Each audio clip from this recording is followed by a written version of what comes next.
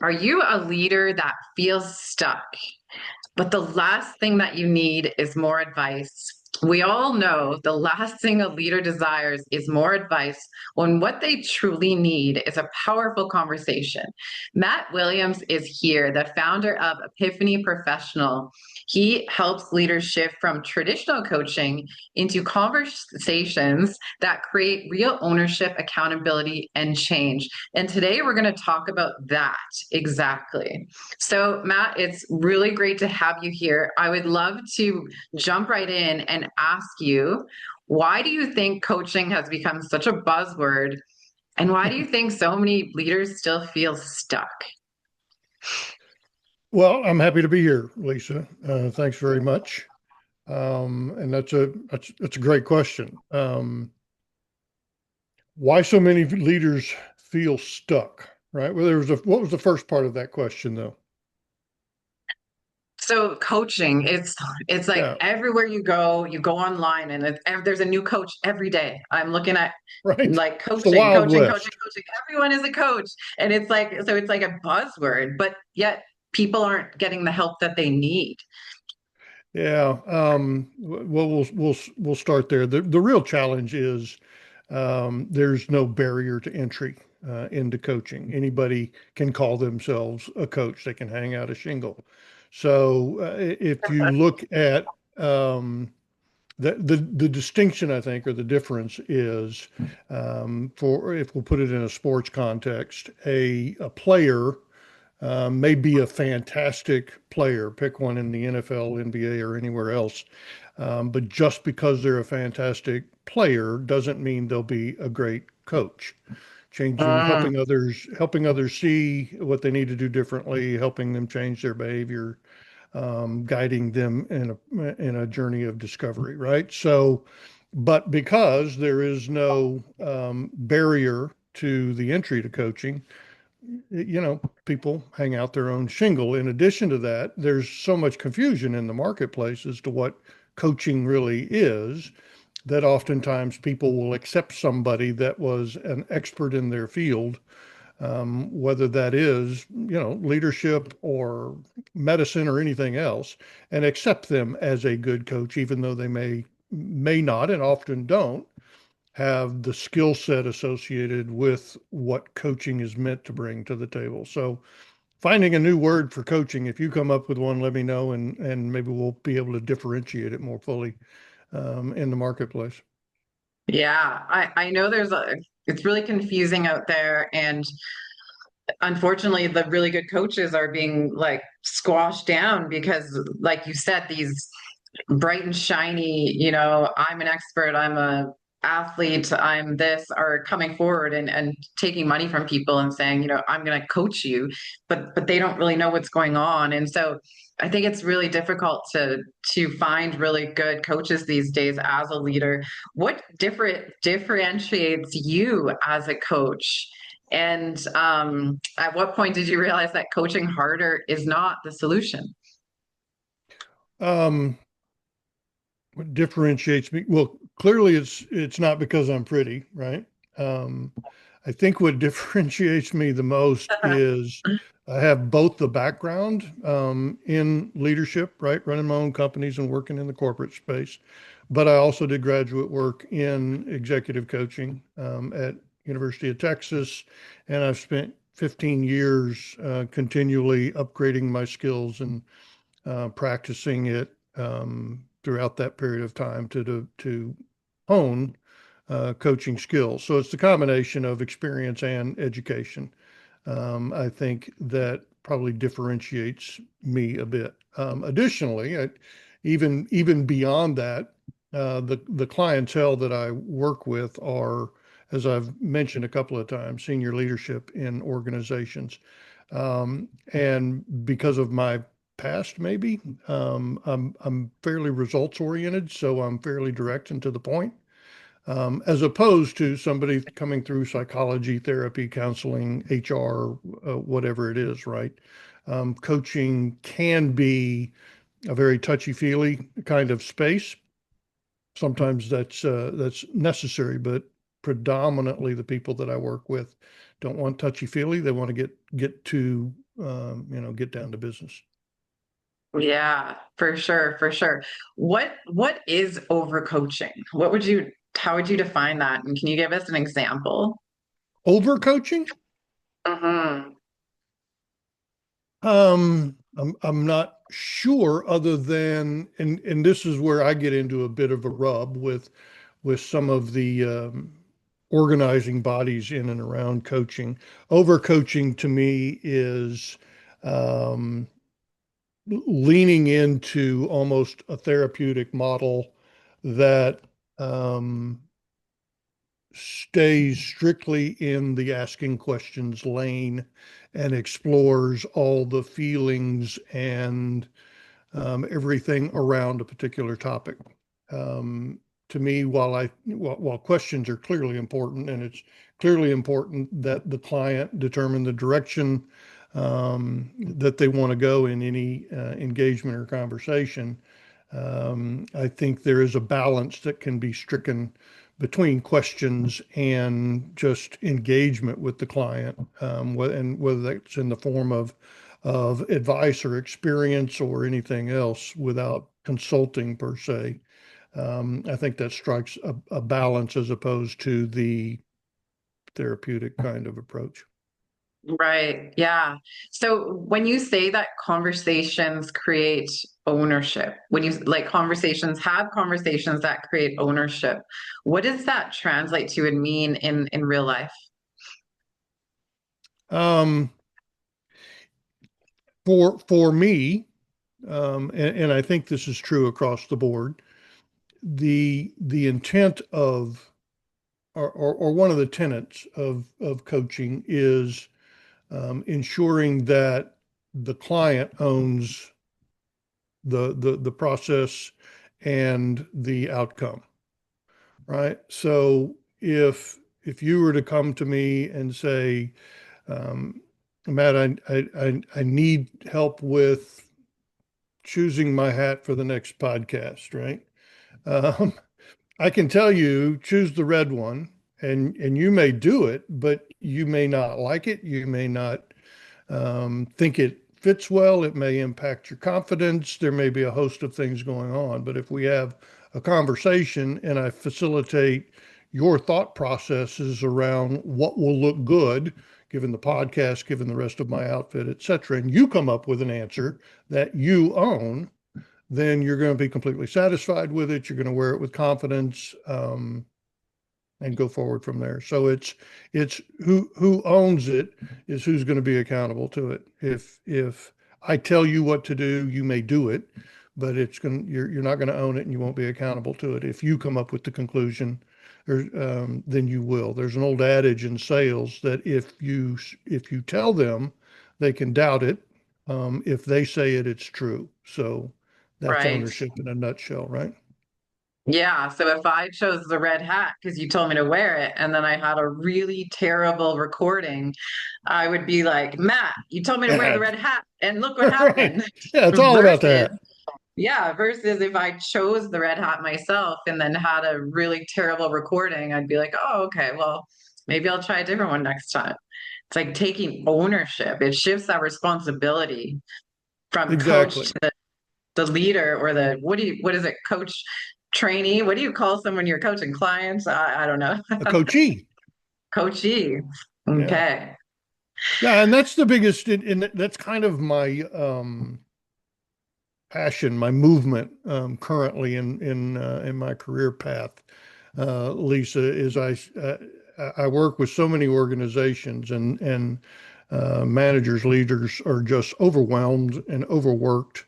And um, one of the greatest challenges they face is ensuring that their employees and or others take ownership. Leaders think there's a variety of reasons why they don't. Directive leadership seems easier. It's more explicit. It seems quicker, right? But it creates dependency, and that dependency adds into the workload of the manager or leader, and they're not able to do the things that they were actually hired to do, which is more strategic in nature, et cetera.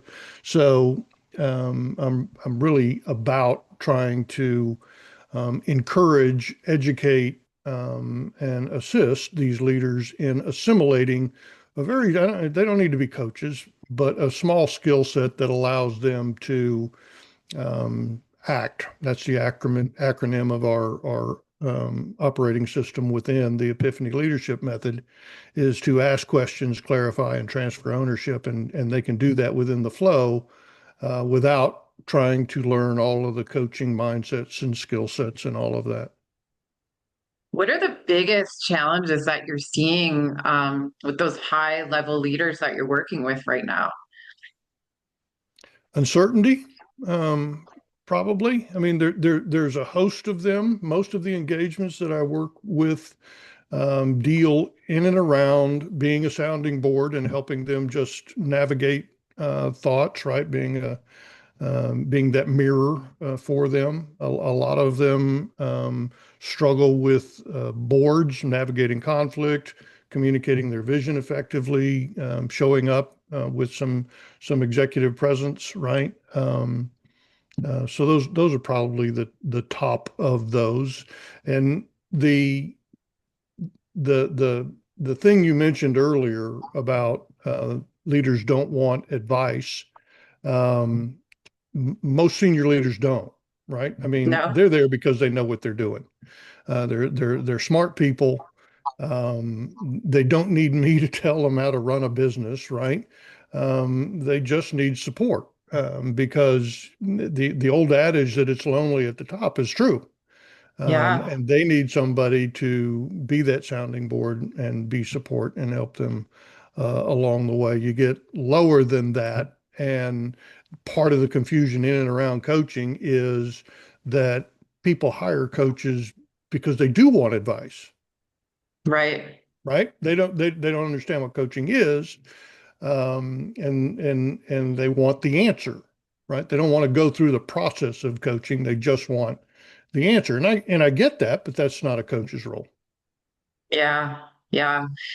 I mean, it is definitely an old school thought these days, the way the world is shifting, that leaders have it all together because leaders don't have it all together. And Oh so, no. even for myself, it's like if I'm looking for someone to mentor me, I need to respect the person I'm working with, but the last thing I want is like someone to give me all the advice in the world. It almost like shuts me down immediately.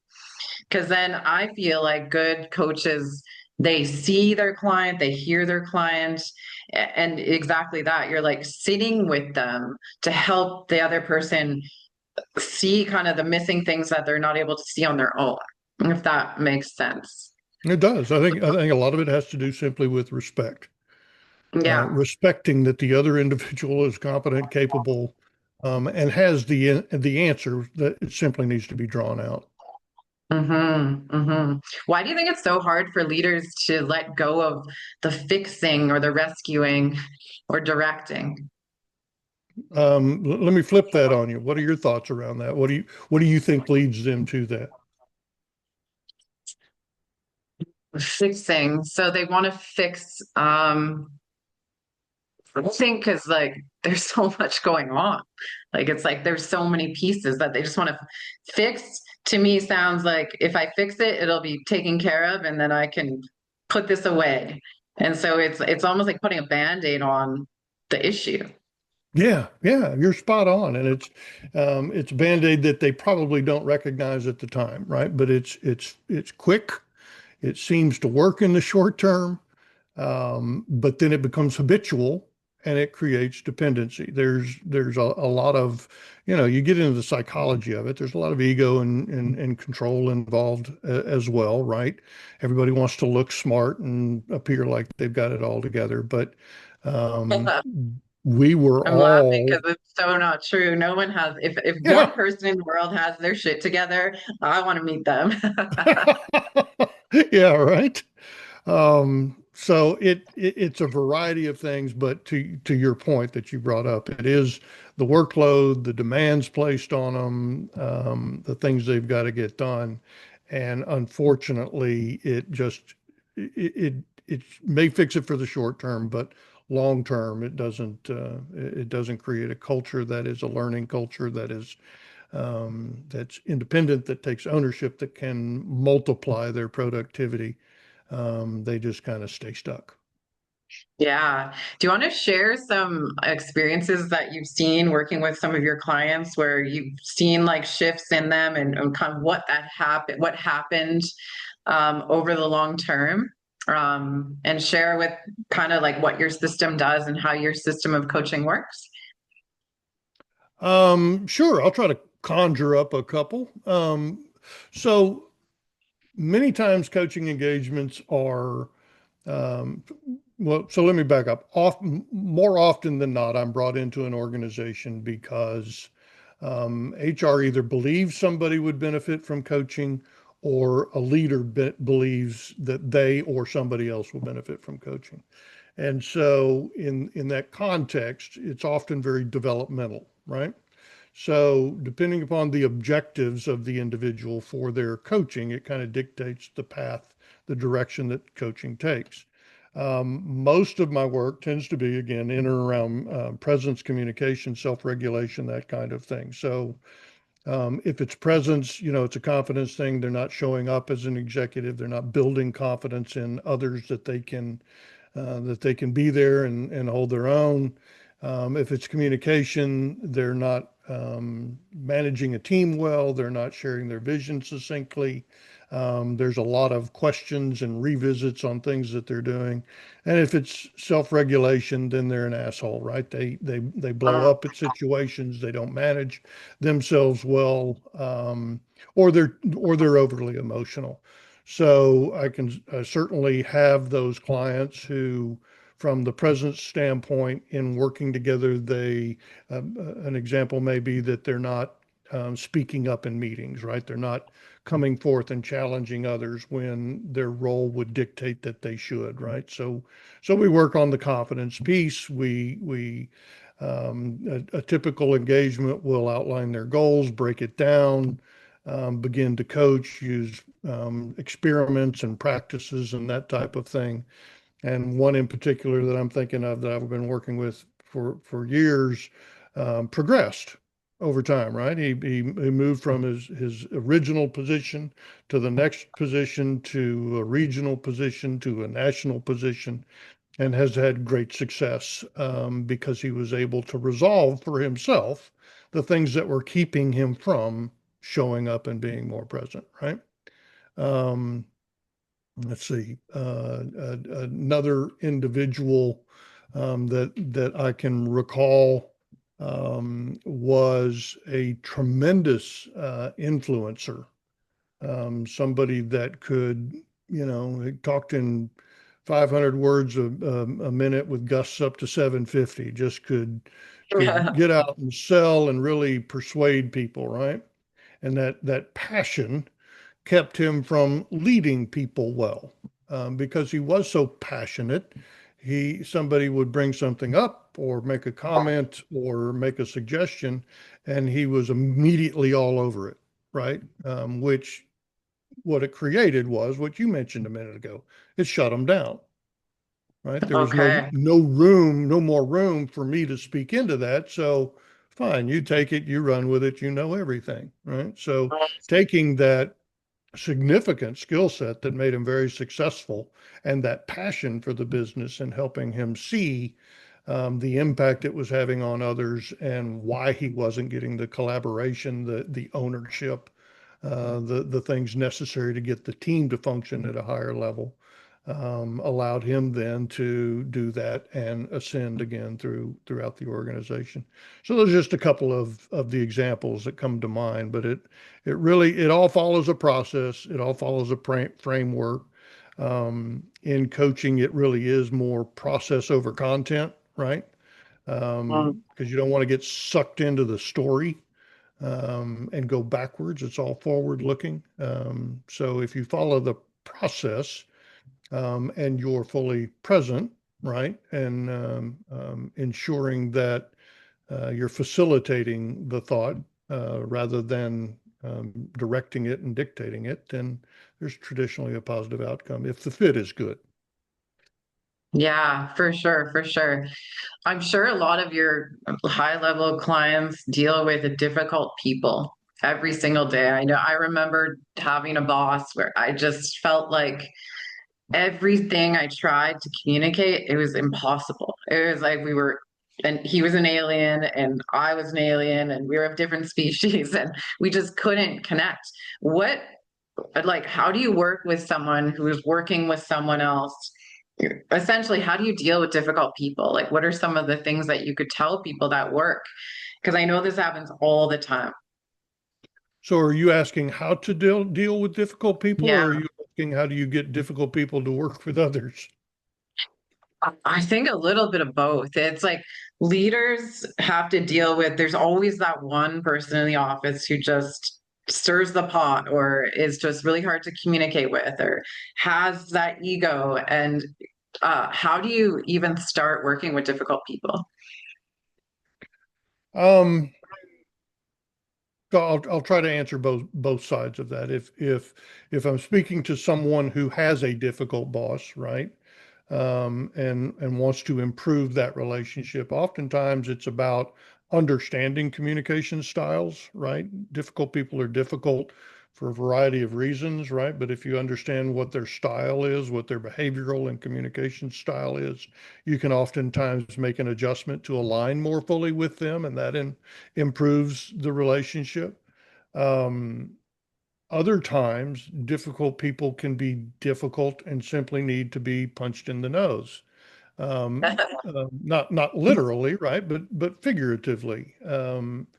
Uh, Until the bully stands up to them, or until the person stands up to the bully, they oftentimes don't respect the other person and won't unless you're willing to go toe to toe with them and establish that relationship. As far as the leader goes, right, in coaching them to be more collaborative, as opposed to being that bully or directive. One of the most important things is they got to want to change their style. There's no you can't coach somebody who doesn't want to be coached. Mhm. Um, and those engagements do require that they be hit in the forehead with a two before in some fashion, right? Whether that's an Yeah. assessment that shows how other people, feel about the people, where they see the blind spots and the gaps. That can be helpful. It can be just feedback from others around the office. But again, sometimes they simply don't care, right? And if that's the issue, then it goes to the level beyond that and understanding that this is a problem. Unfortunately, in American business culture, all too often, if the individual is a high performer, they're allowed to run other people off and to create a bad environment if they're a rainmaker in some fashion, right? Um, and so it's a lot of it Right. So depends they upon seem the, to get away with a lot because they're bringing in their money. Is that what yeah, you're saying? yeah. Hmm. So it depends upon the organizational culture and mindset, right? Is the organization going to tolerate that in the name of, bringing the dollar in, or are they going to look a bit longer term, and try to create a culture within the organization that's more productive overall? Yeah. So sometimes just to pinpoint the actual problem where it's at the top of the food chain versus where the leader is, what do you see typically happens when you pinpoint those issues with your clients? Do you see some people walking away at certain times? Sure. Yeah, I've got one client in particular that I recall that, in spite of all of the efforts below the CEO to encourage collaboration and a coaching culture within an organization, the CEO was famous for pitting people against one another and not following through on commitments and dictating outcomes, et cetera. When it comes from that level, you're not going to change it from the ground up. It has to be Yeah. supported, at the highest level. And so you simply disengage and, offer them what you can and walk away. Yeah. Integrity is huge. Sure.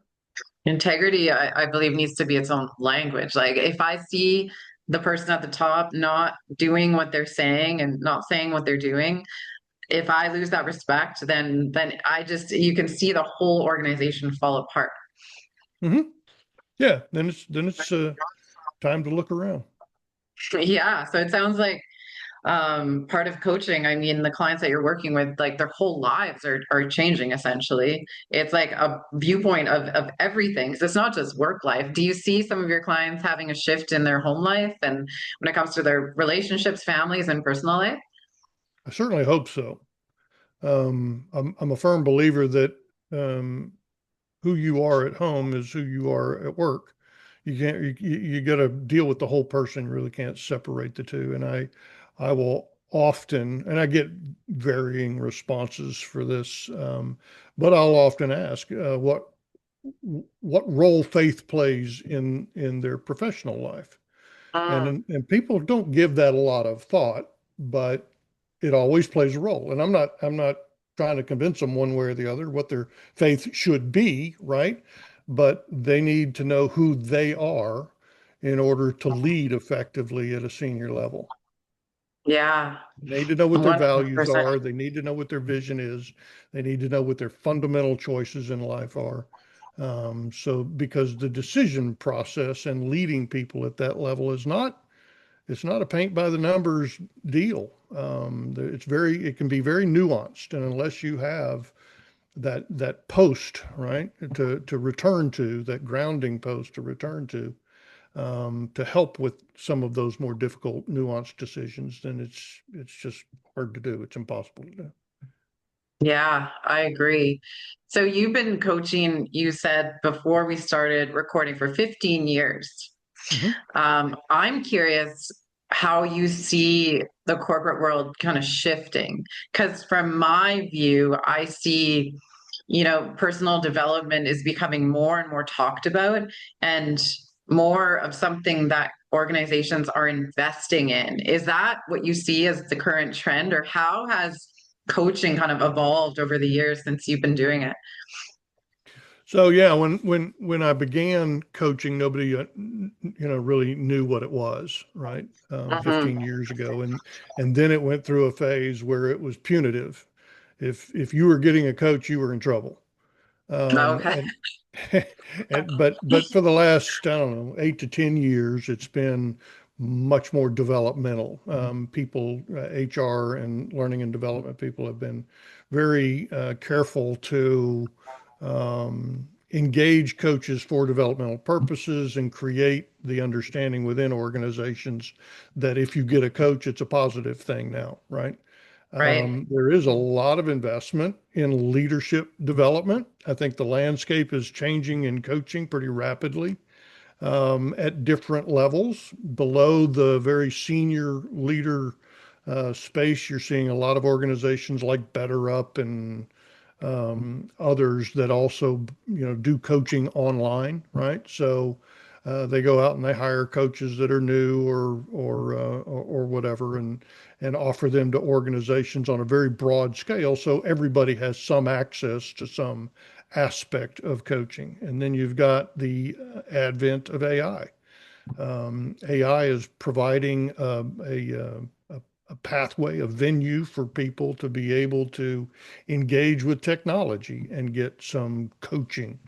We in fact have it's called Epiphany AI. It's an AI application that supports our clients when I'm not available or the other coaches that I work with are not available. So there are a lot of different avenues. I see it broadening, and I see the mass appeal coaching kind of extending out and fitting in that space below the very senior level leadership.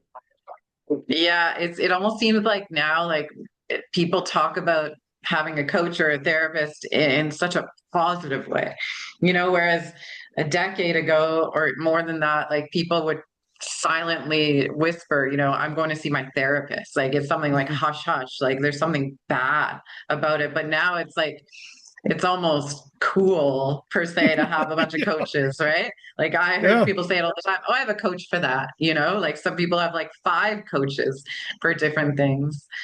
Yeah, Um, yeah. but And I think what, some of that is, I think that's some of that is social media driven, right? There's been so much isolation um, that you see of people hiding behind screens and communicating indirectly, right? And so much turmoil in the world that people just need connection. They need to yeah, connect with one another in some way, and a coach or a therapist is a very safe way to do that. yeah. For sure. I love that you mentioned AI because I was going to ask you about AI. I literally, before I started recording with you, asked AI about a situation that I was in today with someone that I had a conversation with, and it triggered me, and I wanted to know what AI would tell me about the situation. And of course, it tells me that I'm in the right. And what do you? What are some of the issues that you see with AI that are coming up and that are kind of harming the one-on-one coaching relationship? Um, I don't know about harming the coaching. Maybe it is in some regard, but I think all of it. The risk with AI is people don't really understand what it is. Yeah, Um, like where is this information coming from? Who told me that I was in the right, you know? yeah, and exactly right. So it's going to tell you what you want to hear in a lot of respects. Um, and it'll give you, unless it's engineered very concisely, it's going to give you a different answer every time. But without the knowledge associated with where the information is coming from and what AI is really doing, you would have a tendency to have a conversation with it, walk away, and think, well, it was just that it agreed. The one of the funny things that I speak to, Lisa, when I'm doing communications training is this idea about bias, and we we listen to, we hear what aligns with what we already believe.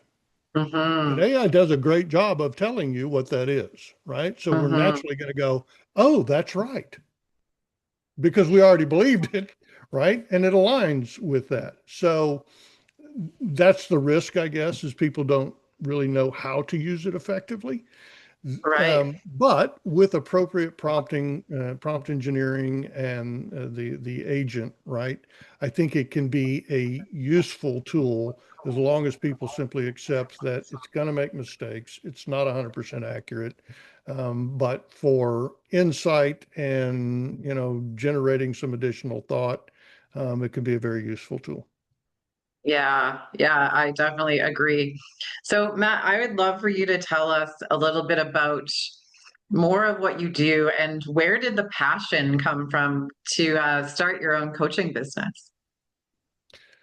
I had to kind of figure out what I wanted to do when I grew up, and that turned out to be coaching. When I was with Hewlett Packard, way back in the day, I told you earlier they had a medical division, and as you progressed in that division or in that organization, coaching was a big part of their culture.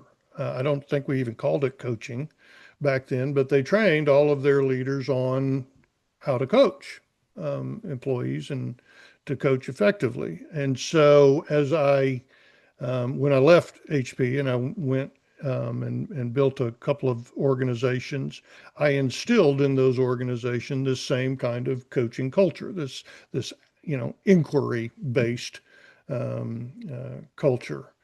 And so when I sold my last one in 2010, I had a long non-compete, so I had to figure out what I was going to do. And that's when I went back, as I said, and did the graduate work in executive coaching. And I mean, it took some iterations on the front end, but coaching was what I wanted to do. It was a combination of sales skills and what I determined were coaching skills that had been, in place for a while. And it was a new industry. It was projected to grow, right, which it has. I enjoy working with smart, bright people, and I enjoy business. So it just all came together. Yeah, what are your favorite things about coaching and what do you get out of it? Um, I, I, I I just love exploration. I enjoy Mm, having the conversations, getting to know people, and understanding, where they want to go and helping them define that and achieve those goals. And I think every coach, to some extent, lives for the aha moment, right? mm, When you unlock something in someone that hadn't previously been there, ergo, our organization's name, Epiphany. yeah, no kidding. That you can see it in their eyes. Like Yeah, when someone has that light bulb moment, it's like a switch is flipped and then it's like magical. It's kind of everything falls into place. yeah, and it's something they had, inside to begin with. You just helped bring it to the surface and help them connect the dots. Yeah, that's such an important point that you just made there is it's within us. Good coaches allow people to see what's already inside of them. It's not the responsibility of the coach to do that work. It's already inside of the person that they're working with. Yeah. And to be able to get your clients to see it for themselves, that sounds like a magical moment, hence the epiphany. Yeah, amazing. What about your work style? Can you tell us a little bit about your coaching program and where people can find it? Uh, yeah, absolutely. Our website is epiphanyprofessional.com. I would encourage anybody to go there and explore it a bit. There's a couple of resources there, videos and downloadable documents that can help. We do a lot of blogging, so hopefully there's something useful there as well. Our programs are pretty individualized. Um, we have a conversation if somebody, I always tell people don't fear the button, right? Click for a discovery call. I'm happy to have them. It's really just an opportunity to say, where do you want to go? How do you want to get there? Um, how can I best help, if at all, right? So I'm happy to have those conversations. The engagements again are all kind of unique, depending upon the individual and what they want to accomplish, how long they want to stay engaged, and that type of thing. Perfect. And we'll make sure to have that in the show notes for people as well. Do you offer free consults? Absolutely. Yeah, that's the Yeah, discovery call. Yeah, awesome. it's a Awesome. 30 minute call, and we'll talk about whatever you want to talk about. Awesome. Well, thanks so much for this really amazing conversation. Do you have any other things you'd like to add on today's topic? Well, I greatly appreciate your questions and your interest in the topic, um, and I appreciate being able to share a bit of my story with your audience. Thanks, Lisa.